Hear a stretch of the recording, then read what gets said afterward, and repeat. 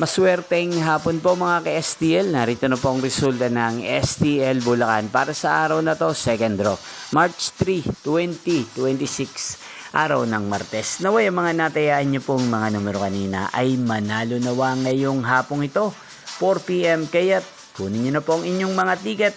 Narito na po ang resulta. Ang mga numerong nanalo sa STL Bulacan ngayong hapong ito, March 3, 2026, 4 PM, second draw result, 31 at 18 in exact order. Again, 31 at 18. At ngayong hapong ito sa STL Bulacan, natin pong i-shoutout si Ate Janet ng Bulacan. Shoutout po sa inyo, Ate Janet. Sana po ay nasa maayos kayong kalagayan. At sa lahat po ng mga taga Bulacan, shoutout po sa inyo. Inyo pong napanood ang resulta ng STL Bulacan. Magkita-kita pong muli tayo mamayang 8 PM para sa third draw result ng STL Bulacan. Thank you for watching.